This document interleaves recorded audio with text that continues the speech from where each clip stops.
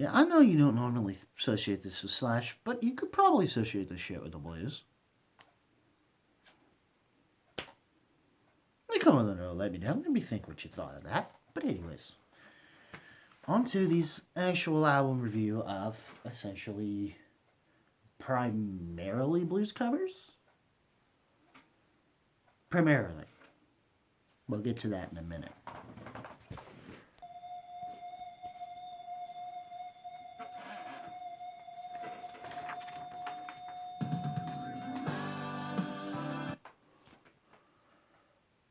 Slash Orgy of the Damned. Glad I am not monetized, 'cause I may as well have just been demonetized just for even talking about the album's title. But yeah. Slash, you know him mostly through Guns N' Roses, Velvet Revolver, his time with Miles Kennedy and the Conspirators as well. This is one of his more solo-ish outings without Miles Kennedy and or the Conspirators. And it's just him working, and it's more him kind of going the route of his first solo outing. But this one is more a covers album as opposed to just original material.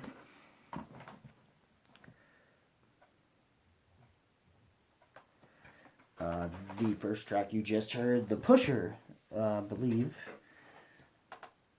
I'm trying to remember the original artist.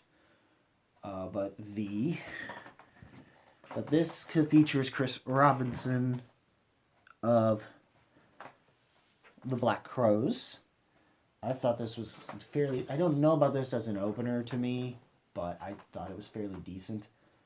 As far as the follow-up tracks are concerned, in my opinion, that's where things get going, and that includes the very interesting, very interesting cover of Crossroads featuring Gary Clark Jr., which originally done by Robert Johnson and was more famously known, at least, through Eric Clapton's old band that got him started. That was Yardbirds that got him started. It's the other band after that, Cream. And in this track, they find a balance of both. And of course, Garrett Jr. is bringing his vocal chops. I think he also brings his guitar chops on top of what Slash is doing. Whether or not, if I can tell, whether or not it's any of either one of them at this point,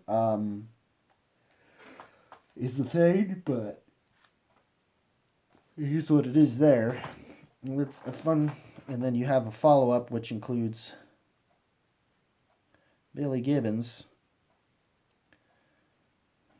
of ZZ Top with Hoochie Coochie Man cover, which was pretty good. And one of the songs that was a single that was essentially a Fleetwood Mac cover, Oh Well, featuring Chris Stapleton, which was part of the fame that definitely made me actually perk up and actually be interested in this record as someone who is a Stapleton fan. So hearing this was really good. Or at least I think this is better than what I heard of the Tom Petty cover Stapleton did recently. Or at least sometime shortly after this single came out. But yeah, that song is definitely one of the highlights to me of this record, aside from Gary Clark Jr.'s Crossroads and Billy Gibbons' Hoochie Coochie Man. And then Dorothy of Dorothy with Keys to the Highway was pretty damn good. But then we're in a good groove. We're in a good groove. And then Awful Dream featuring Iggy Pop happens. And the momentum goes to screeching halt. To the point where I question, why do people still want to work with Iggy Pop at this point when he should just be retired? I like oh my god. I'm just glad Louis. It sucks to some people. For some people, like, I just didn't understand this cover at all, or the need for it. It just felt off to me. And then Paul, the Born Under Bad sign with Paul Rogers was pretty interesting.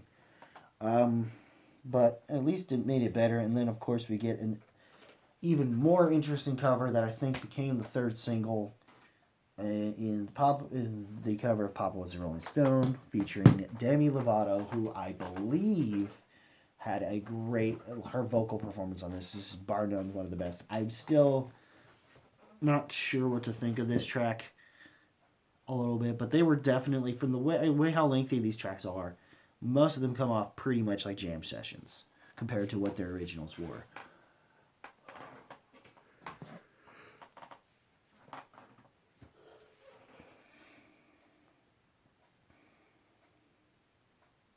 And then, of course, you go into the first single that got us started with this, Killing Floor, which is apparently a Howlin' Wolf cover done by Brian Johnson, who sounds more, not so much like what you expect of Brian Johnson, and more of what you expect from, I guess, Howlin' Wolf?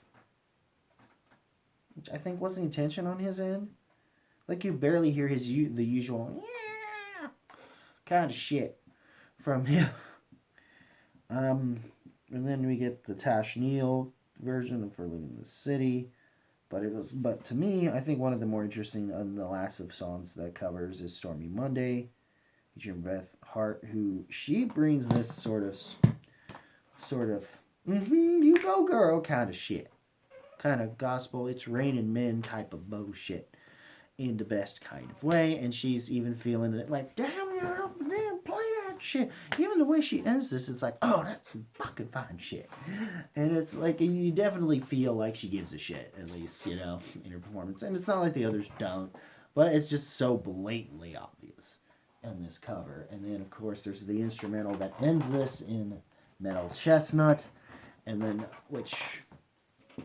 but other than that, I'd say for a covers record, this is pretty solid. There are definitely going to be some covers I'll go back to more than some others. But still, overall, I'm actually going to be kind of also generously nice, which I've been a lot with most of what I choose to talk about. Yeah. Light. At worst, light. Keep it real. At best, strong horns up. It's kind of wavers in between that somewhere. So yeah, I'd say Slash made a really damn great bluesy covers record. So, but anyways, what did you guys think of this? Leave a comment below. Let me know. And as always, guys, and mark the like button if the rest of you must, as well as click the notification bell after you've hit the subscribe button. And as always, guys, keep it random, keep it real, keep it rocking. I'll see you in the next video. Take care, y'all.